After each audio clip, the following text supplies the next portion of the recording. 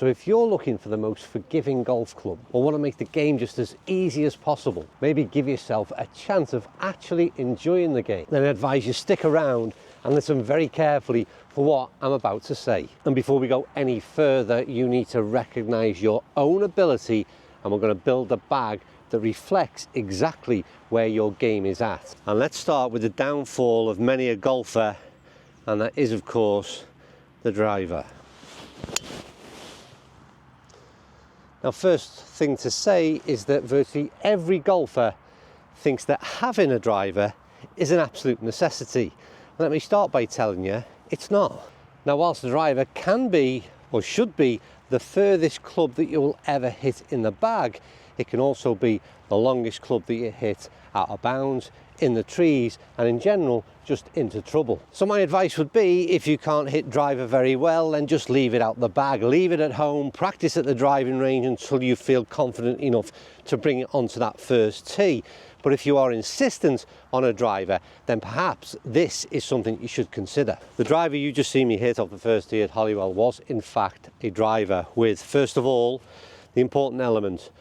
12 degrees is the loft that we've got on this driver. That's hugely important, simply because if you've got a slower swing speed or if you struggle in launching the ball, then that additional loft will certainly help in that area, and it's a key element. But the second thing that is really important, and something I've mentioned a lot, and if you've seen a recent video, this is actually a 3-wood length shaft fitted into a driver 460 head. So it's created what is effectively a mini driver, a strong lofted 3-wood. You can call it whatever you want, but ultimately I've got a controllable, because of the length of shaft, golf club in my hands, one that I've got plenty of confidence with, and I've got a 12-degree head, which is helping me get that ball launched high enough to optimize my performance. So if it's a driver you want in the bag and you want ultimate forgiveness, this is the type of thing, in my opinion, that you should really be considering. So drivers sorted. Next up, we need a club that we can hit a long way. Now, I know that sounds vague, but essentially that's what we're looking for.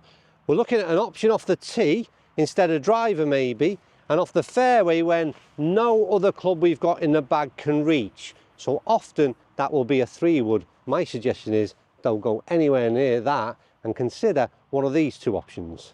So under this wrapper, I've got a 7-wood. And my suggestion is you consider a 7 or a 5-wood, depending on which you can get the most performance out of, to be quite honest with you, and if you can see a difference between the two, because quite often, from my own personal experience, it's not a great difference in terms of performance. But why would you choose a fairway wood and a 7 or a 5-wood? Well, again, very much the same principle of what we've gone down with the driver. We want loft. We want loft to help us get the ball up in the air, something that a 3-wood just doesn't offer. And again, if you slow a swing speed, that's going to be a problem. This 7-wood's got 21 degrees, a typical 5-wood will have 18 degrees. Now, fairway woods are good because their profile is large enough, and they've all gotten bigger over the last few years, to shove CG back. That's the weight at the back of the club head to help you launch the ball. It's that simple, and it's a massive help. They're also on shorter length shafts than a 3-wood. Both the 5 and a 7 will have a shorter shaft. So again, closer to the ball, more control, more confidence, more hitting the ball where you want it to go. So multi-versatile, can play it off the tee, can play it off the fairway when no other club will reach. They're an absolute no-brainer. Super ball flight, right down the middle. Let the club head do all of the work. And one other point to mention is both this 5 and 7, and I would suggest you consider the same, are fully adjustable, and that means you can fit them to an exact yardage you want to help you in your bag. So if you want a bit more loft on that fairway wood, it's easy to adjust and make that happen. Right, so next up, we're choosing clubs that we are likely to want to hit greens with. So from maybe 160 into 200 yards now, we're looking at clubs, like I said, long par 3s, second shots on par 4s and so on. So again, we need something that can help us. In my opinion, long irons are difficult to play, and that's why you should be having hybrids in the bag. And I say hybrids because, in my opinion, many of them. So the first thing to understand is, why was a hybrid created? Well, to make something more playable and easier to play than a long iron. And the way they did that again was because of the head profile, and that's the key element. You can't put CG in an iron in the way you can into a hybrid, and that's why they exist. They shoved it all the way back. There's again a bit of bulk and mass to help with ball speed as well. Hot faces, super forgiving. They're just a no-brainer. And one simple analogy would be, if irons are so easy to hit, then why doesn't everyone carry a 14-degree 1-iron? They simply just don't do it. They use a fairway wood instead, and it's exactly the same principle. Long irons are, without doubt, more difficult to hit than any hybrid I've ever played. Oh wow, that's better than I expected it to be. That was right on the flag. And that, would you believe, was a 6 hybrid, and it's something that I've changed in my own bag. I'm just checking, yeah, 28 degrees aloft on a 6 hybrid. We've gone from roughly, I mean, we're almost 180 out there. That's how sort of powerful these things can be. But having a full bag of head covers, which is often a criticism, can be very beneficial. So don't ignore it. Put lots of hybrids in the bag and choose to switch to irons when you're comfortable that your club head speed can control that iron and generate enough club head speed to work those lofts. So for me, it's maybe a 6-7 iron where I'm switching over, but the benefit from hybrids you just cannot choose to ignore. So for anyone who didn't see my announcement in last week's video, we are launching the Average Golfer of the Year in 2025. Yes, the Average Golfer Challenge Trophy will kick off 4 events all across the McDonald Hotel Group. We've got one at Codrona, one at Hill Valley, one at Portal and one at Hill Valley. All the dates on screen for you now. Be quick because there's limited spaces available. It's a great event and I'd love to see you, meet you in person, get you on camera, and hopefully one of you will be crowned Average Golfer of the Year in 2025. I hope to see you there, and I hope it's a bit warmer than today. So next up is a choice of iron, and it's basically exactly the same principles of what we've worked on with every club so far.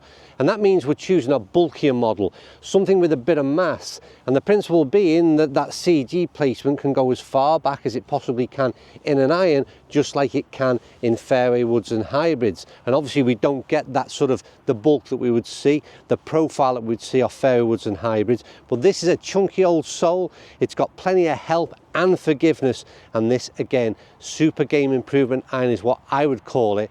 But it works incredibly well in getting the ball again up in the air, helps with ball speed, super fast across the club face. And if you want forgiveness, then you really need to start considering these type of irons. If it's the ultimate bag you want to help you out, make this game easier, then this is the type of iron you're going to have to choose. It just picks the ball up so easy. And you're letting the club do the work. We hit a driver into this position off the tee earlier on in this video, which was arguably no more than 10 yards shorter of my Sunday best, with a 9-degree driver head with a full length driver shaft on. We've just got to here now with 150 in, 160 maybe touching, and we've just hit a nice easy 7-iron, and I've let the club and the mass and the bulk and everything that's in there that makes this game a damn sight easier. Let the iron do the work and let you start enjoying your golf a bit more. Now, if you're a high handicap or mid handicap golfer, then often from this kind of area, we want to get the ball onto the green and give ourselves a chance of holding a putt, saving par, making a bogey, whatever it may be. But what you can't do is start duffing chips from here. And I suggest 2 things you consider. One is, my preference is that I play 1 wedge in a majority of circumstances, no matter where I find myself, anything from 50 yards in. I choose to use a 54-degree wedge, and I've learned to play that from a number of varying swing lengths, essentially how hard I want to hit the ball. I've learned to flight the ball differently, and whether that be chip and run, whether that be throw the ball up in the air a little bit, but I've done it just with 1 wedge only. So I've got very familiar with that wedge, and I'm comfortable playing a regular style wedge if you like. But if you're not, you don't like that idea, then it's quite a better option to maybe play like pitching wedge, 7-iron around here, chip and run kind of things. But I'd also consider looking at one of these type of clubs. Now, Ping brought out the chipper. This is from Maisel. I think we got this from Amazon. 55 degrees loft, super wide sole. It would be classed as a chipper, I would suppose, but when it sits down against the ball, to me it's very much stands up like a putter, and you chip the ball like with a putting stroke. It simplifies things a great deal. This mightn't be forgiveness is the wrong word, but it certainly eliminates unwanted drop shots from this kind of area. So in my opinion, either one wedge, stick to it, get really familiar with it, or if you want lots of help, buy yourself a specialist wedge. I think Cleveland do the likes of a whole range, to be honest with you. I can't think of the name quite now of what they call them, but there's a whole range of these from Ping, from Cleveland. I think Odyssey do them as well, and this is one from Maisel. It'll save you a few quid on Amazon, and they're all very, very effective. And finally, it is, of course, the putter. And don't forget, we are building ultimate forgiveness, and that's all I'm interested in. And for that, you need to choose a zero torque putter of choice.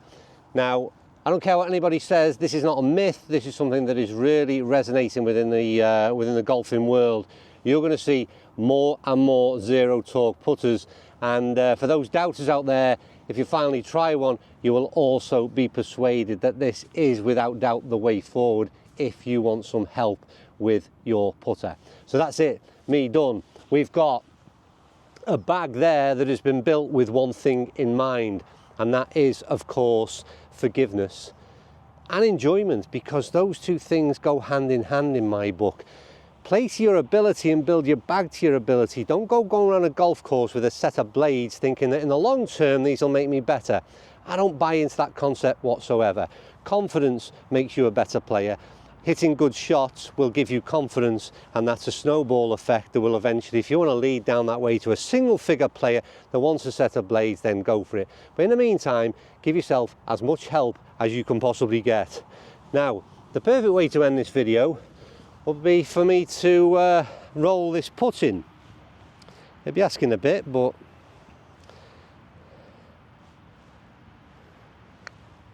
I haven't hit it hard enough. There you go. Zero torque, they work, I promise you. Anyway, happy Christmas, and I'll see you all very soon.